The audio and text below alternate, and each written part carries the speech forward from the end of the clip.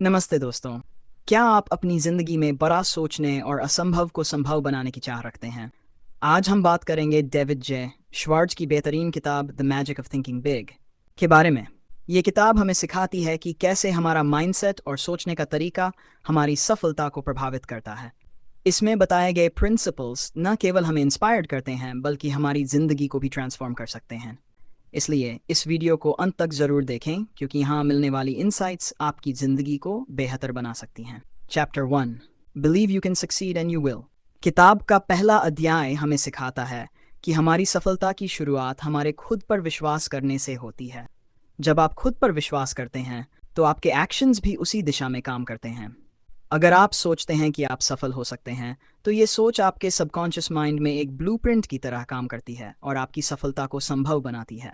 आपको हमेशा I can do it attitude रखना चाहिए। जब भी कोई चुनौती सामने आए तो खुद से कहें मैं इसे कर सकता हूँ। अक्सर हम एक्सक्यूजेस देकर खुद को रोक लेते हैं, जैसे मेरे पास रिसोर्सेज नहीं हैं, मेरे पास एक्सपीरियंस नहीं है या मैं इस लायक नहीं हूँ। ये एक्सक्यूजेस आपकी ग्रोथ को रोकते हैं, इसलिए इनसे बचना ज़रूरी है। आपको अपने कॉन्फिडेंस को बढ़ाने के लिए छोटे छोटे गोल्स पर काम करना चाहिए। जब आप छोटे गोल्स हासिल करते हैं तो आपका सेल्फ बिलीफ भी मजबूत होता है। हर दिन खुद को अफर्मेशंस दें, जैसे मैं सफल होने के लायक हूँ या मैं हर समस्या का समाधान निकाल सकता हूँ। Chapter 2, cure yourself of excusitis. इस अध्याय में डेविड श्वार्ट्ज ने एक शब्द का इस्तेमाल किया है, एक्सक्यूजिटिस। ये एक तरह की मानसिक बीमारी है जिसमें लोग एक्सक्यूजेस बनाते रहते हैं और अपनी असफलता का ब्लेम बाहरी कारणों पर डालते हैं। यह सोचने का नकारात्मक तरीका आपकी प्रोडक्टिविटी और सफलता दोनों को नुकसान पहुंचाता है। सबसे कॉमन एक्सक्यूजेस में से एक है हेल्थ एक्सक्यूज, जहां लोग कहते हैं मैं इतना हेल्थी नहीं हूं। लेकिन सच्चाई ये है कि ज़्यादातर लोग अपनी हेल्थ का इस्तेमाल एक बहाने की तरह करते हैं। दूसरा बड़ा एक्सक्यूज़ है एज एक्सक्यूज़, जैसे मैं बहुत यंग हूँ या अब मेरी उम्र ज़्यादा हो गई है। तीसरा एक्सक्यूज़ है लक एक्सक्यूज़, जहां लोग अपनी असफलता को किस्मत की कमी का नाम देते हैं। इन एक्सक्यूजेस से बचने के लिए आपको एक्शन लेना होगा। अगर हेल्थ आपकी प्रॉब्लम है तो अपनी लाइफस्टाइल को इम्प्रूव करें। उम्र को लिमिटेशन की जगह स्ट्रेंथ बनाएं। अगर आप यंग हैं तो अपनी एनर्जी का इस्तेमाल करें, और अगर आप ओल्डर हैं तो अपने एक्सपीरियंस का। किस्मत को मेहनत और परसिवियरेंस से बदला जा सकता है। Chapter 3, build confidence and destroy fear. Confidence आपकी सफलता का सबसे ज़रूरी फैक्टर है, लेकिन इसका सबसे बड़ा दुश्मन है डर। डर हमें एक्शन लेने से रोकता है और हमारी पोटेंशियल को ख़त्म करता है। इसलिए इस अध्याय में बताया गया है कि कैसे कॉन्फिडेंस को बिल्ड किया जाए और डर को ख़त्म किया जाए। कॉन्फिडेंस बिल्ड करने के लिए सबसे पहले खुद को तैयार रखना। Preparation is the key to confidence. जब आप किसी काम के लिए पूरी तरह से प्रिपेयर्ड होते हैं तो आपका डर अपने आप खत्म हो जाता है। नेगेटिव सोच को पॉजिटिव अफर्मेशन से बदलें।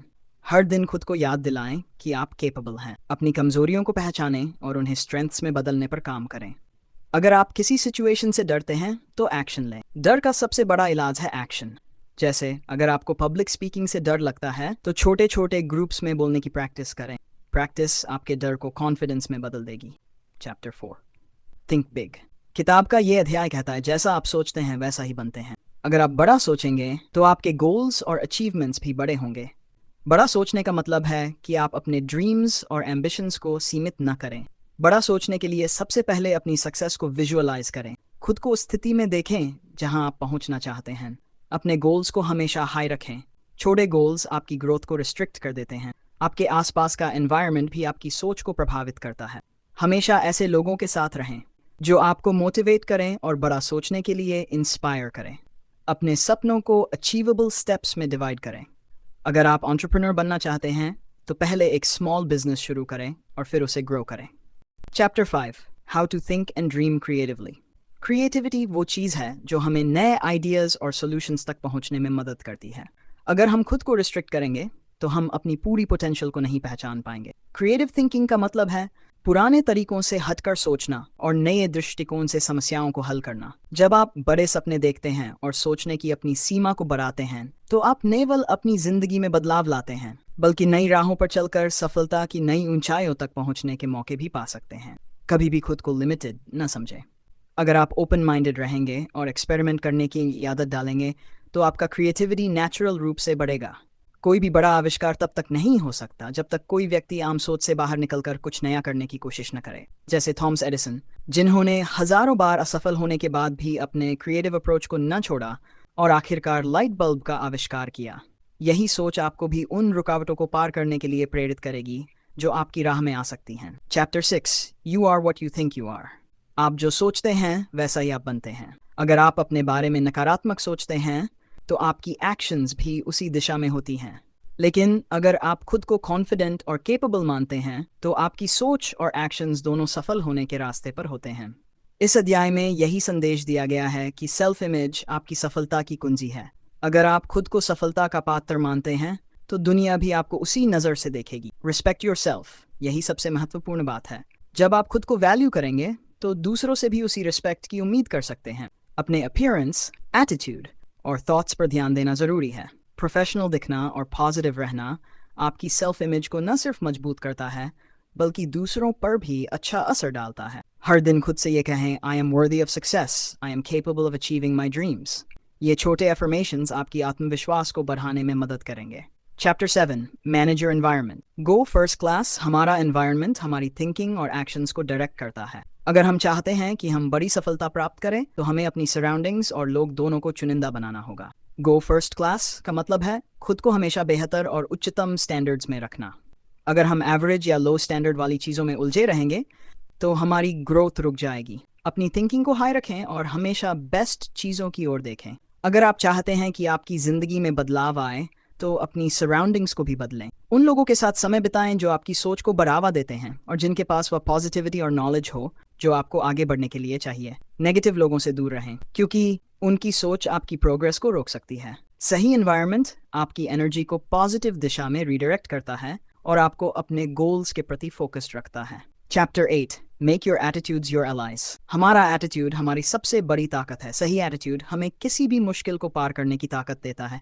इस अध्याय में बताया गया है कि एटीट्यूड इज एवरीथिंग। जब आप अपनी सोच को सकारात्मक बनाते हैं तो आप न केवल अपने आसपास के लोगों को इंस्पायर करते हैं बल्कि अपनी सफलता की दिशा भी तय करते हैं। एक पॉजिटिव एटीट्यूड हर प्रॉब्लम को सोल्यूशन में बदल सकता है। इस एटीट्यूड को अपनाने के लिए आपको हर दिन खुद से अफर्मेशंस करना चाहिए और अपनी सोच को नेगेटिविटी से दूर रखना चाहिए। अगर आपके सामने कोई समस्या आती है तो उसे एक अपॉर्चुनिटी, ग्रैटिट्यूड और पॉजिटिविटी को अपनी दिनचर्या का हिस्सा बनाएं। अपनी छोटी छोटी अचीवमेंट्स को सेलिब्रेट करें और अपनी एनर्जी को हाई रखें। ये छोटा सा कदम आपके पूरे दिन को शानदार बना सकता है और आपकी जर्नी को और भी मीनिंगफुल बना सकता है। Think right toward people. हमारे रिश्ते हमारे जीवन का अहम हिस्सा होते हैं। थिंक पॉजिटिव अबाउट पीपल इस अध्याय का मुख्य सिद्धांत है। जब आप दूसरों को सकारात्मक दृष्टिकोण से देखते हैं तो आप न सिर्फ उनके साथ अपने रिश्ते को बेहतर बनाते हैं बल्कि खुद को भी बेहतर महसूस करते हैं। लोगों को समझना और उनके अच्छे पहलुओं को पहचानना हमें न केवल आत्मसम्मान दिलाता है बल्कि हम उन्हें मोटिवेट भी कर सकते हैं। जब हम दूसरों को सकारात्मक तरीके से देखते हैं तो वे भी हमें उसी तरह प्रतिक्रिया देते हैं। हमेशा दूसरों को समझने की कोशिश करें, उन्हें जज न करें। Respect others and they will respect you. इस सिद्धांत को अपनाकर आप हर रिश्ते को मजबूत और प्रेरणादायक बना सकते हैं। जब आप दूसरों की मदद करते हैं और उनकी सोच को एलिवेट करते हैं तो वह आपको भी एक बेहतर इंसान बनाता है। यही सचमुच का सक्सेस है। Chapter 10, turn defeat into victory. असफलता कोई अंत नहीं है बल्कि यह एक नया रास्ता दिखाने का मौका है। इस अध्याय में बताया गया है कि डिफीट इज नॉट परमानेंट। हमें अपनी असफलताओं को सीखने के अवसर के रूप में देखना चाहिए। हर विफलता हमें कुछ नया सिखाती है और आगे बढ़ने की ताकत देती है। ये सोच हमें डर से बाहर निकलने में मदद करती है और हमें फिर से खड़ा होने की प्रेरणा देती है। जब आप असफल होते हैं तो खुद से ये पूछें, मैं इससे क्या सीख सकता हूँ। हर फेलियर आपके लिए ग्रोथ का अवसर है। दुनिया में सबसे सफल लोग वही हैं जिन्होंने अपनी असफलताओं से कुछ न कुछ सीखा और उन्हें अपनी सफलता की ओर एक कदम और बढ़ने का मौका बनाया। अगर आप इस माइंडसेट को अपनाते हैं तो कोई भी विफलता आपकी सफलता की राह में रुकावट नहीं बनेगी।